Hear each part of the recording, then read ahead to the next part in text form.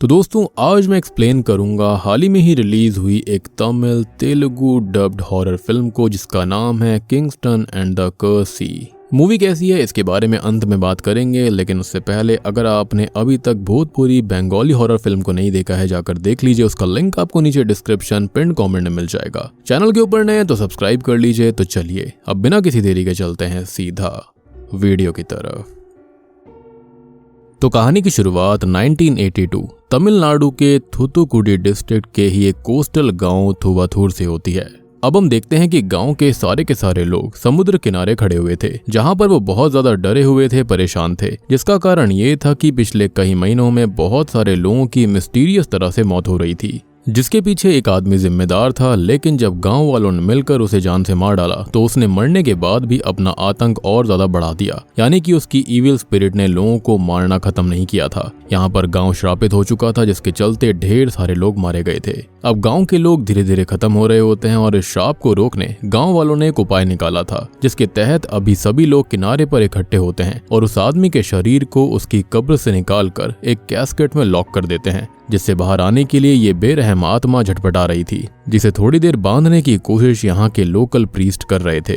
खैर अब ये गांव श्रापित था, जमीन श्रापित थी, तो इस आत्मा का क्या किया जाए। तो प्रीस्ट इस आत्मा का वाटर बैरियल करने का उपाय निकालते हैं, जो कि वैसे तो एक बहुत ही पुराना रिचुअल है, जिसके अंदर सम्मानजनक लोगों को ही वाटर बैरियल मिलता था, यानी कि जल समाधि। और इससे रिलेटेड मैंने अपनी आखिरी मूवी एक्सप्लेनेशन यानी कि भूतपुरी के अंदर बताया था। If you want to check out, link is in the description and pin comment. लेकिन यहाँ पर तो इसका उल्टा ही करना पड़ रहा था। इस आतंक को मिटाने के लिए इस बुरे आदमी को पानी में छोड़ा जा रहा था। खैर अब प्रीस्ट जो होते हैं वो होली राइट्स करते हैं और गोल्ड से उस कैस्केट को सील कर दिया जाता है, यानी कि माजरा यहाँ पर सोने से ही रिलेटेड था। खैर अब इस आदमी के कैस्केट को छोड़ने के लिए कुछ लोग पानी के बीच में जाते हैं, लेकिन तभी अचानक से मौसम खराब हो जाता है और बिजली गिरने से होता यह है कि गाँव में आग लग जाती है। आपको ये भी लग रहा होगा कि ये लोग इतनी आसानी से पानी में कैसे जा पा रहे थे। तो देखो यहाँ पर ये जो लोग हैं वो फिशिंग पर ही डिपेंडेंट हैं, जिसके चलते इन्हें स्विमिंग और ये सब करना काफी अच्छे से आता था। खैर सभी लोग अब यहाँ वहाँ भागकर आग बुझाने लगते हैं और जैसे तैसे करके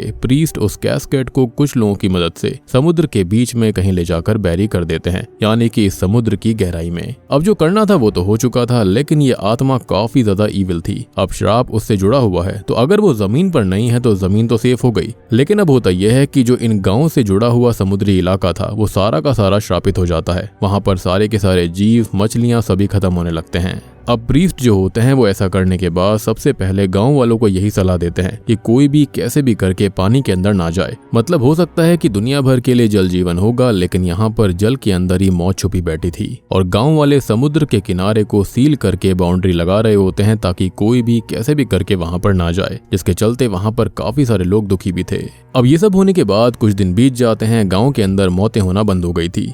लेकिन जैसा कि मैंने आपको बताया कि यहाँ के लोग अपना जीवन यापन खाने पीने कमाने के लिए समुद्र की मदद से ही करते थे, जैसे कि मछली पालन, सी लाइफ पर डिपेंड रहना, उनको बेचना, ये सब। तो धीरे धीरे समुद्र में जाना वो लोग शुरू करने लगते हैं। साथ ही साथ कुछ बच्चे भी जिनको मामले की गंभीरता नहीं पता थी, वो भी समुद्र में धीरे धीरे जाने लगते हैं और एक एक करके सब के सब मारे जाते हैं। अब यहाँ पर हम कुछ झलकियों में कुछ लोगों को भी देख पाते हैं, जैसे कि एक बच्चे के पूरे परिवार को खत्म कर दिया गया था। साथ ही साथ कुछ लोग जो होते हैं वो खुद को ही खत्म कर रहे थे। अब लोग यहाँ पर इस तरह से बुरी तरह खत्म हो रहे थे, जिसकी नजर सरकार पर चली जाती है और अब सरकार खुद ही यहाँ पर नियम लागू करके फिशिंग पर रोक लगा देती है, जिसके बाद अब वहाँ पर कोई भी फिशिंग कर नहीं सकता था।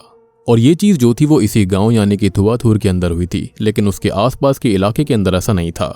अब लोग इससे एडजस्ट करने की कोशिश करते हैं, कहीं और हाथ पैर मारते हैं, और जो नहीं मार पाते वो चोरी चकारी करते हैं या फिर दूसरे गांव में जाकर फिशिंग करने की कोशिश करते हैं, क्योंकि वहां पर ये श्राप वगैरह नहीं था। लेकिन वहां के लोकल्स भी उन्हें पकड़कर पीट देते हैं, जिससे तंग आकर कुछ लोग खुद को ही खत्म कर रहे थे, क्योंकि उनके पास कोई और रास्ता नहीं बचा था। ना ही वो पढ़े लिखे थे, ना ही उन्हें कोई दूसरा काम आता था। अब कहानी 2009 में आती है, जहां पर हम देखते हैं किंग नाम के एक बच्चे को, जिसका पूरा नाम किंगस्टन है, और यही तो इस मूवी का नाम भी है, जिसके मन में लाखों सवाल हैं और एक जिद है कि वो एक दिन अपनी बोट लेकर इस समुद्र में जाएगा, क्योंकि वो इस कर्ज को नहीं मानता। उसके हिसाब से लोग फालतू में डरे हुए थे। अब वो अपने दादाजी मार्टिन से यही बात कहता रहता है, जिसे वो हमेशा रोकते हैं और समझाते हैं कि वो कैसे भी करके समुद्र में ना जाए, और वो उसे जाने भी नहीं देते। इनफैक्ट उसका एक फ्रेंड वहां पर जाने की कोशिश भी करता है, लेकिन उसकी जान जाते जाते बचती है, जिसके चलते उसके दादाजी मार्टिन काफी समझाते भी हैं लेकिन तभी होता यह है कि उसकी जिंदगी में एक उम्मीद की किरण बनकर थॉमस नाम का एक क्रिमिनल आता है, जो कि काम तो गलत करता है लेकिन वो लोगों की हमेशा हेल्प करता रहता है। अब वो किंग से कहता है कि वो पहले बड़ा हो जाए तब वो समुद्र में जा सकता है, तब तक वो उसके लिए काम करे, और तब से किंग उसके लिए काम करने लग जाता है। वो उसे पैसे भी देकर जाता है और धीरे धीरे वो उसका मेन आदमी बन गया था, जिसके साथ ही कहानी अब प्रेजेंट टाइम में यानी कि 2025 में आ जाती है। और अब थॉमस सिर्फ एक क्रिमिनल नहीं बचा था, बल्कि पूरे कोस्टल इलाके का सी लॉर्ड बन गया था, जहाँ पर वो सी लाइफ ट्रेड में सबसे ऊपर है, सब कुछ कंट्रोल करता है, और किंग अपने गाँव को संभाल रहा था इसके अंडर रहकर। थॉमस अक्सर गाँव वालों की फाइनेंशियली हेल्प करता रहता है और किंग उसके पैसे गांव वालों तक पहुंचाता रहता है। साथ ही साथ अगर किसी का फ्यूनरल होता है तो वो उसके फ्यूनरल पर पैसे देने का भी काम थॉमस के हाथों ही करवाता था।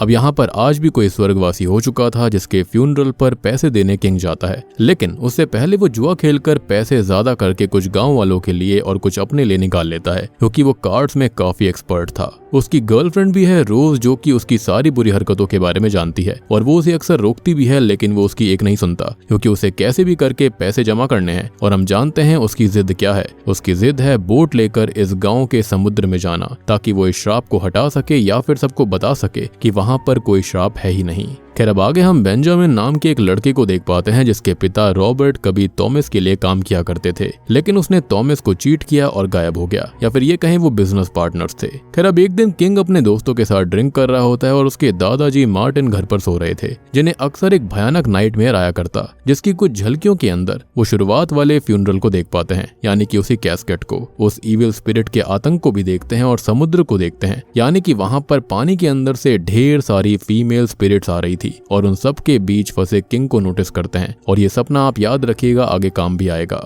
अब उन्हें ये सपना किंग के बचपन से ही आ रहा था, और इसलिए वो उसको हमेशा मना करते थे कि उसे समुद्र में नहीं जाना चाहिए, और आज भी वो उसे खाना देने जाते हैं और बहुत समझाते हैं, लेकिन किंग उनकी एक बात नहीं सुनता और ये कहता है कि वो आगे जाकर पानी में जरूर जाएगा। खैर, इसी बीच उससे मदद मांगने बेंजामिन आता है, जिसे सब जानते हैं, और उसकी आर्थिक स्थिति अभी ठीक नहीं थी, तो वो किंग से थॉमस के साथ काम करने की अर्जी लगाता है। लेकिन रॉबर्ट उसके ही पिता हैं, जिसने थॉमस को चीट किया था, तो सब उसे मना कर देते हैं, लेकिन वो किंग से बार बार रिक्वेस्ट करता है और फाइनली किंग मान जाता है। अब वो उसे थॉमस से मिलवाने जाता है, लेकिन थॉमस को खुद बेंजामिन के ऊपर भरोसा नहीं था, लेकिन यहाँ पर किंग अपनी जुबान देता है, जिससे कि फाइनली बेंजामिन को काम पर रख लिया जाता है। अब इसी बीच हम एक बच्चे को समुद्र के किनारे बैठा देखते हैं, जो कि अपनी बहन को याद करते हुए रो रहा था, जो कि काफी टाइम से गायब थी, और तभी उसे किनारे पर उसकी बहन पड़ी हुई दिखाई देती है, जिसके पास वो जाता है, लेकिन अचानक से ही वो एक इविल स्पिरिट टाइप की चीज में बदल जाती है, उसके पैर को पकड़ लेती है। लेकिन तभी अचानक से उस लड़के की नींद खुल जाती है, जो कि अब बड़ा हो चुका था, जिसका नाम गॉडसन है, और वो किंग का ही फ्रेंड है।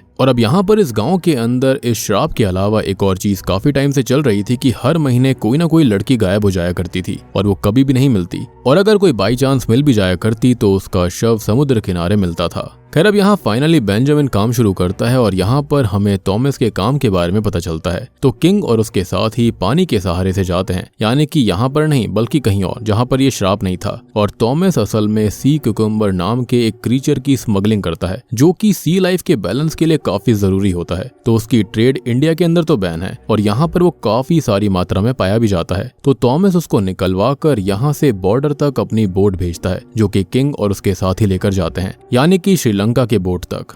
अब देखो, इंडिया के अंदर इसको बैन करा गया है, लेकिन श्रीलंका के अंदर इस पर कोई बैन नहीं है। तो ये लोग असल में श्रीलंकन लोगों को ही इसे बेचा करते थे, जिसके बाद में उनसे चाइनीज या फिर दुनिया भर में बहुत सारे लोग इसको कलेक्ट कर लिया करते, क्योंकि वहां पर ये काफी ज्यादा प्रेशियस क्यूजीन मानी जाती है और बहुत महंगी भी बिकती है। अब सब कुछ ऐसे ही स्मूथ चल रहा होता है, लेकिन एक दिन बेंजामिन जो होता है वो किंग से कहता है कि उसे कुछ गड़बड़ लग रही है। सी क्यूकम्बर जो होते हैं वो असल में काफी हल्के होते हैं, लेकिन ये बक्से काफी ज्यादा भारी हैं, जो कि होने नहीं चाहिए, मतलब कि इनमें कुछ और भी है जो कि उनको चेक करना चाहिए। लेकिन किंग इस पर काफी ज्यादा गुस्सा होकर उसको थप्पड़ मार देता है, क्योंकि वो थॉमस के लिए लॉयल था और कुछ भी उसके खिलाफ उल्टा नहीं सुन सकता। सबसे बड़ी बात, सभी लोग यही मानते थे कि बेंजामिन के पिता ने थॉमस को धोखा दिया था, जिसके चलते हो सकता था कि शायद वो गुस्से में आकर ऐसा कर रहा है।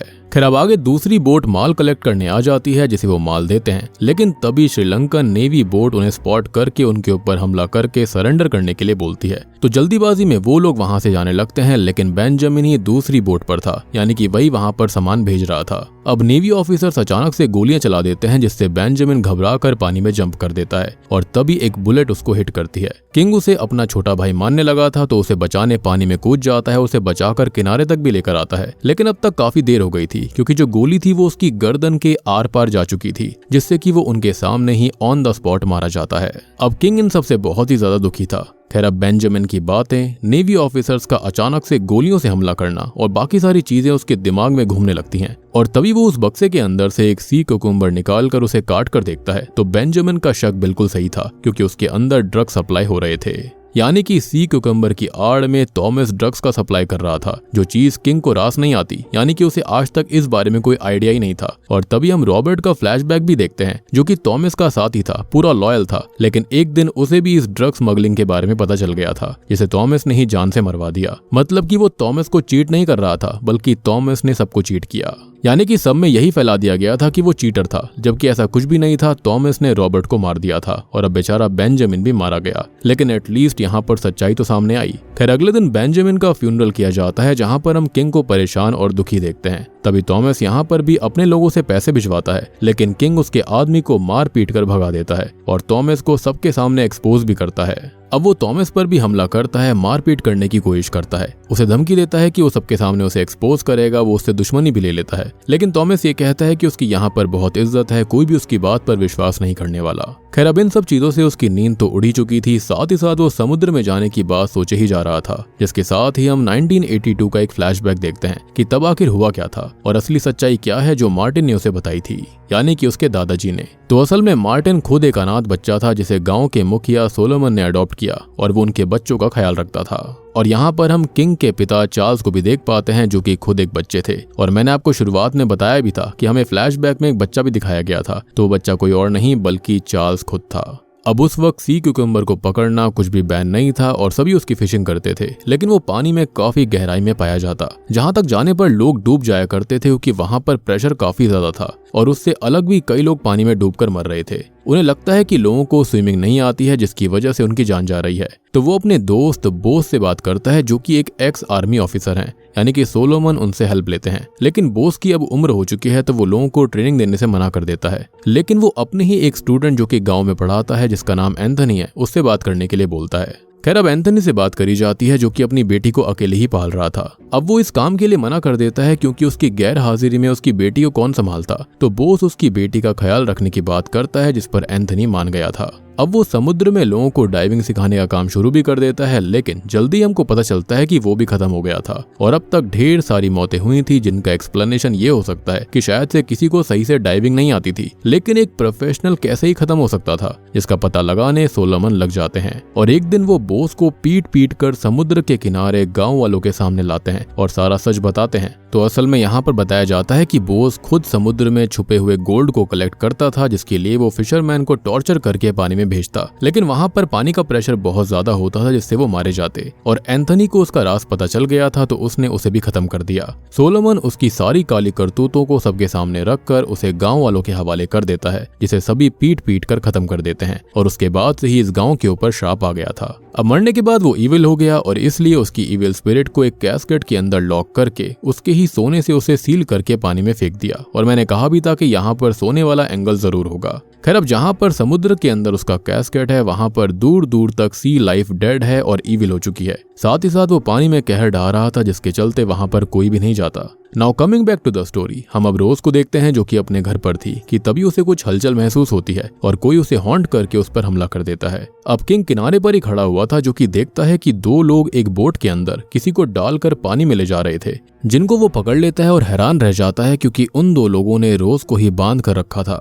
अब वो उन दोनों से पूछता है तो वो बताते हैं कि समुद्र में रहने वाले इविल को शांत रखने के लिए थॉमस हर महीने एक रिचुअल करता है, जिसके अंदर वो गांव की एक कुंवारी लड़की को पानी के इविल को सौंप देता है, और ये बात सुनकर किंग के गुस्से का पारा चढ़ जाता है, साथ ही साथ उसके दोस्त गॉडसन का भी। और अब उसको लगने लगता है कि ये थॉमस का कोई नया झूठ होगा, यानी कि अपने काले कारनामे छुपाने का, और उसने सीकर्स की बात ऐसी ही रची है जबकि ऐसा कुछ भी नहीं था। यानी कि अब आपको समझ में आया होगा कि गॉडसन की बहन के साथ भी क्या हुआ था और बाकी लड़कियों के साथ भी क्या हो रहा था। यानी कि थॉमस ही रिचुअल करके उनको यहाँ फेंक दिया करता ताकि कर्स हमेशा शांत रहे और उसका सी क्यूकम्बर वाला काम सही चलता रहे। अब फाइनली किंग उस कर्स सी के अंदर जाने का फैसला कर लेता है, लेकिन उसके पास बोट नहीं थी, तो वो थॉमस की ही बोट को चुराता है। और जब थॉमस के लोग उसे इन्फॉर्म करने के लिए फोन करते हैं तो शॉकिंगली फोन किंग ही पिकअप करता है, जो कि थॉमस और उसके 2 लोगों को ऑलरेडी ही किडनैप करके इस बोट में छुपा चुका था। और अब वो निकल जाता है इस कर्स के रहस्यों से खेलते हुए, यानी कि इस कहानी के असली पत्ते खोलने के लिए। और कहानी का नाम है किंगस्टन एंड द कर्स सी। अब इस बोट पर किंग के फ्रेंड्स भी होते हैं, गॉडसन और भी काफी सारे लोग। अब किंग अपने सफर पर आगे जा रहा था कि इसी बीच उन्हें एक कैबिन से आवाज आती है, जिससे सबको लगने लगता है कि यहाँ पर कुछ तो श्रापित है। लेकिन असल में वहाँ पर रोज थी, जो कि छुपकर बोट पर आ गई थी और वो किंग के साथ जाने की जिद करती है, जिससे कि वो मान जाता है। खैर इसी बीच बोट पर एक लालटेन टूट जाती है, जिसका कांच किंग को चुभ गया था, जिसे वो निकालकर पानी में फेंक देता है और उसके खून की महक ईविल को जगा देती है। अब आगे जाने पर उन्हें एक बोट की आवाज सुनाई देती है और किंग का दोस्त गॉडसन देखता है तो उसे वो बोट थोड़ी दूरी पर दिखाई देती है, लेकिन अचानक से वो बोट जो थी वो रेडार पर रजिस्टर नहीं हो रही थी। अब वो लोग फिर से उस बोट को देखते हैं, लेकिन अब वो बोट फिर से गायब हो गई थी और सिर्फ उन्हें उसका हॉर्न सुनाई दे रहा था। ये बोट असल में गोस्ट शिप होती है, जो कि उन्हें चारों तरफ से हॉन्ट कर रही थी, जिससे कि वो बहुत ज्यादा परेशान हो जाते हैं। और ये जो मूवी है वो मुझे गोस्ट शिप और सी मॉन्स्टर का मिक्सचर सा लग रही है।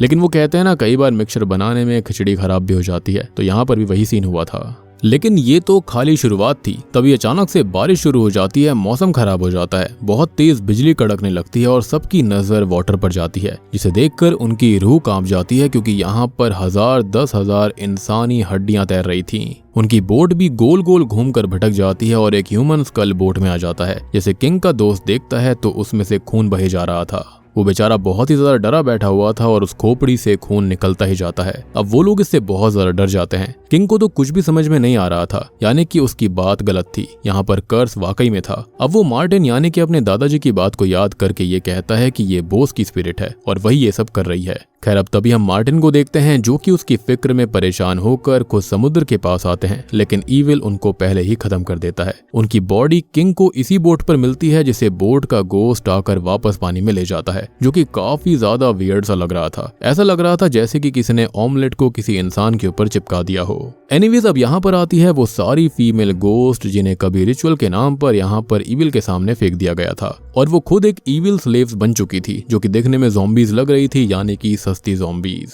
अब इनमें से एक गॉडसन की बहन भी होती है, जिसको देखकर वो इमोशनल हो जाता है, लेकिन तभी उसका फ्रेंड उसे थप्पड़ मारकर होश में लेकर आता है कि वो उसकी बहन नहीं है बल्कि ईविल है। और अब वो सारे भूत सब पर हमला करने लगते हैं और किंग जो मार्टिन को बचाने पानी में चला गया था वो वापस ऊपर आता है। और यहाँ पर अब सभी ज़ॉम्बीज का ध्यान उन पर चला गया था कि तभी होता यह है कि थॉमस का एक साथी जो होता है वो यहाँ पर आ जाता है। वो वहां से बाहर भागने लगता है और सारी की सारी ज़ॉम्बीज और ईविल स्पिरिट्स उसके पीछे पड़ जाती हैं। ऑब्वियस सी बात है, वो थॉमस का आदमी था जिसने कि उन्हें सैक्रिफाइस किया, जिसके चलते वो उसके पीछे जाने लगती हैं। अब वो उनको देखकर चिल्लाने लगता है, जिसके चलते वो पानी में कूद जाता है और सारी की सारी ईविल स्पिरिट्स पानी में उसके पीछे कूद जाती हैं। अब कुछ वक्त के लिए सब कुछ शांत सा हो गया था, लेकिन तभी किंग को याद आता है उस टूटी हुई लालटेन से कुछ पन्ने मिले थे, जिनको वो पढ़ने लगता है, जो कि लिखे थे असल में मार्टिन ने। और दोस्तों, इन्हीं पन्नों के साथ में खुलते हैं इस कहानी के असली पत्ते। तो अब तक हम ये जानते हैं कि ये बोस की स्पिरिट कर रही है, जो कि रियल भी था, लेकिन यहाँ पर हमको ये बताया गया था कि बोस गोल्ड के चक्कर में लोगों की जान लिया करता था, लेकिन ये कहानी कभी सच थी ही नहीं। जी हाँ, बल्कि बोस तो सही आदमी था जिसने एंथनी को भेजा था और उसकी बेटी को अपनी बेटी की तरह पालने भी लगा।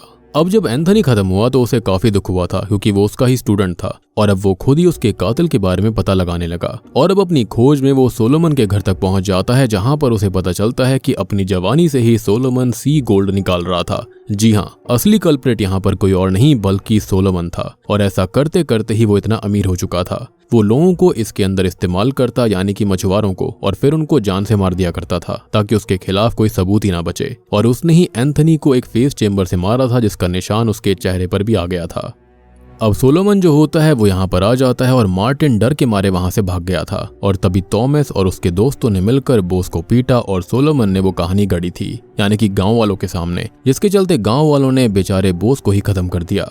Now coming back to the story, king को एहसास होता है कि बोस कभी इविल था ही नहीं, बल्कि रिवेंज ने उसकी सोल को करप्ट कर दिया है, यानी कि इतने साल के गुस्से ने। और इसी बीच बोट का फैन अटक जाता है, जिसे फिक्स करने वो थॉमस के आदमी को पानी में भेजते हैं, जिसे बोस का गोश्त खत्म कर देता है और खाली उसका हाथ ही ऊपर आता है। अब किंग ये कहता है कि उन्हें श्राप को हटाने के लिए सी बैरियल ना करके रेस्पेक्टेड बैरियल करना होगा, वो भी एक ऐसे आइलैंड पर जहाँ पर कोई आसपास हो ही ना, और अगर वहाँ वो श्राप फिर से जागेगा भी तो कोई फर्क नहीं पड़ेगा और उन्हें उस कैस्केट को ढूंढना होगा। अब किंग पानी में जाता है और वहाँ पर वो सी मॉन्स्टर बोट पर आकर सब पर हमला कर देता है और थॉमस मौका पाकर यहाँ से आजाद होकर निकल जाता है। खैर अब वो पानी में जाकर किंग को रोकने लगता है और तब जाकर इस कहानी के दूसरे असली पत्ते रिवील होते हैं कि असल में उसको सोलोमन का सारा राज पता चल गया था और उसने जाकर उसे ये सारी बात बताई और 10% और 20% का हिस्सा मांगा, लेकिन सोलोमन ने उसे ऐसा करने से मना कर दिया था, जिसके लालच में आकर उसने सोलोमन को खत्म कर दिया और उसकी बॉडी को उसी कैस्केट के अंदर डाल दिया था जहां पर बोस था। और ये उसी दिन की बात है जिस दिन उस कैस्केट को उस पानी में डालने वाले थे सभी लोग, यानी कि 1982 में। इनफैक्ट हमने एक सीन देखा भी था जहां पर बचपन वाला थॉमस ये काम कर रहा था।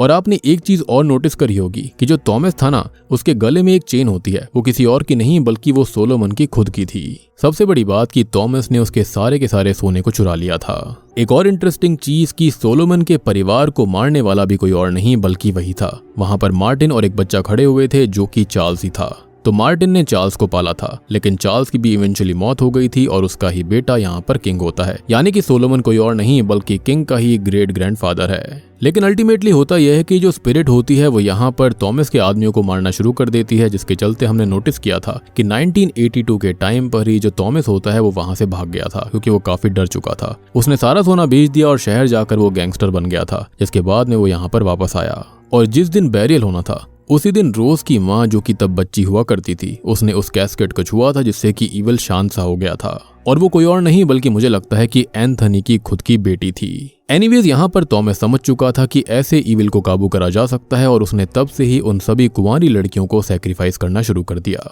अब तभी थॉमस किंग को जान से ही मारने वाला होता है कि तभी वो दोनों खुद को एक ग्राउंड पर पाते हैं जहां पर सोलोमन का भूत आकर थॉमस को जान से मार डालता है, क्योंकि उसने भी वहीं पर ऐसा किया था। और वो इस चीज को उसके खुद के लॉकेट से करता है, वो उसकी गर्दन को ही काट डालता है और अपने लॉकेट को वापस पहन लेता है। अब जो सोलोमन होता है वो किंग से बात करता है कि वो ये सोना ले ले और ये हमेशा से उसका ही था। वो उसे काफी लालच देता है, लेकिन किंग को वो सब कुछ करना सही नहीं लगता, तो वो पानी में जाकर उस कैस्केट को निकाल लाता है, उसको छू लेता है, जिसके चलते वहां पर सभी के गोस्ट वैनिश हो जाते हैं। इससे पहले हम कुछ हॉरर सीन्स को भी देख पाते हैं जहां पर ये भद्दी सी आत्मा जो होती है वो सभी को मारने भी वाली होती है, लेकिन किंग सबको बचा लेता है। खैर अब इस कैस्केट का सही से बैरल करवाया जाता है, वो भी एक डेजर्टेड आइलैंड पर। वो उसे माफी मांगते हैं, जिससे कि पानी के अंदर जो कर्ज था वो खत्म हो गया था और वहां पर मछलियां वापस आ गई थी, जिसके चलते अब गांव वाले पहले जैसे फिशिंग कर पाएंगे और अपनी जिंदगी को फिर से सही कर पाएंगे। यानी कि किंग ने यहाँ पर यही चीज सोची कि बैठकर खाने से अच्छा है कि मेहनत कर कर खाया जाए, यानी कि 2 रोटी खाओ लेकिन मेहनत की खाओ। और बूम, इसी के साथ में ये मूवी यहीं पर खत्म हो जाती है।